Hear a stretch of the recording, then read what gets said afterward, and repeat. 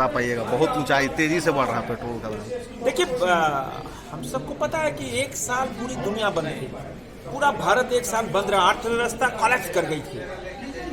कार्यालय बंद थे, सरकारी कार्यालय बंद थे, दुकानें बंद थी, फैक्ट्रियां बंद थी।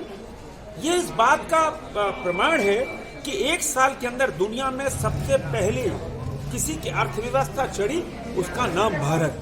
80 करोड़ लोगों को 8 महीने तक मुफ्त का भोजन, निःशुल्क भोजन 5-5 किलो, दुनिया का भी कोई देश नहीं कर पाया। अपने ऐसे 40 करोड़ लोगों को जिनका जनधन खाता, उनके खाते में 500-500 रुपया, विकलांगों के खाते में 1-1 हजार रुपया, और ऐसे 8 करोड़ रसोई घर जिनके यहाँ 3 महीने तक निःशुल्क गैस सिलेंडर। किसी ने कल्पना की थी किस जब पूरा देश बंद हो इतनी सुविधा मिल रही है? और दुनिया में भारत एक ऐसा देश था, एक भी आदमी भूख से नहीं मरा, एक भी दुकान नहीं लूटी गई। दुनिया के संपन्न से संपन्न राष्ट्र में अमेरिका, चीन, जापान, रशिया, ग्रेट ब्रिटेन, जहां हम सब ने आपके टीवी में देखा कि वहां ब्रेड बटर की दुकानें लूटी गई, जनरल स्टोर लूटे गए। हिंदुस्तान में एक पान की दुकान भी नहीं लूटी गई। यह है भारत की अर्थव्यवस्था।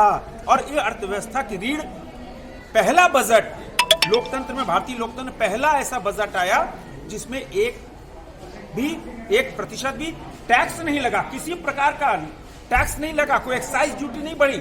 लोगों को अपेक्षा थी कि इस बार कोरोना में एक साथ देश बंद रहा, इस बार टैक्स बढ़ेंगे, एक्साइज ड्यूटी बढ़ेगी, चीजें महंगी होंगी। लेकिन इतने आपदा के बाद भी, इतनी भयंकर आपदा के बाद भी, जहां दुनिया कराह रही है, भारत के इस बजट में बिना टैक्स लगाए अर्थव्यवस्था की गाड़ी चढ़ गई। हाँ, पेट्रोल और डीजल के दाम बढ़े हैं, वो विश्व अर्थव्यवस्था का अंग है। कहीं ना कहीं से अर्थव्यवस्था को मजबूत करना है।